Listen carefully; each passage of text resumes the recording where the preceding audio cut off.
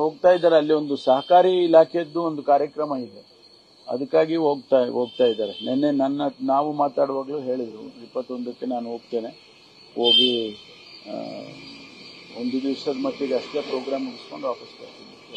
ಲೋಕಾಯುಕ್ತ ಕಚೇರಿಗೆ sir CM ಅವರು ಬಾಂಬೆದ notice ಕೊಡದೇ ಇದ್ರು ಕೂಡ ನಿನ್ನೆ ರಾತ್ರಿ ಹೋಗಿ ಬಂದಿರುವಂತ ಮೈಸೂರು ಲೋಕಾಯುಕ್ತ ಕಚೇರಿಗೆ ಅನುಮಾನ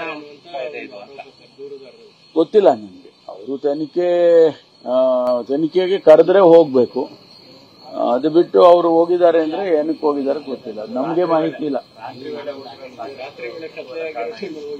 ಇಲ್ಲೆಲ್ಲ ಬೀಗ ಹಾಕಿರ್ತಾರಲ್ಲ, ಎಲ್ಲ ಬೀಗ ಹಾಕಿರಲ್ವಾ?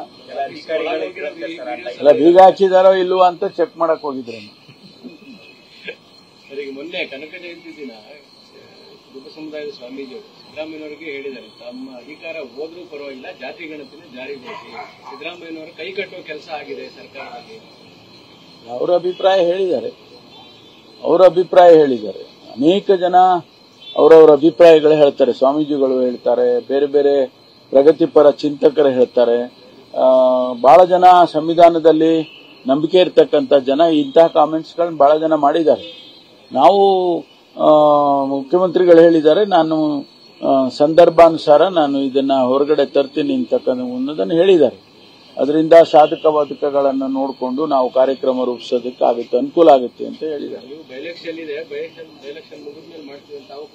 ಹೌದು, ಅದಕ್ಕೋಸ್ಕರನೇ ಅವರು ಆ ಸಂದರ್ಭದಲ್ಲಿ ಮಾಡಕ್ಕಾಗ್ಲಿಲ್ಲ. Thank you. ನ್ಯೂಸ್ ಫಸ್ಟ್ ನಿರ್ಭೀತಿಯಿಂದ ನಿಮ್ಮ ಪರವಾಗಿ.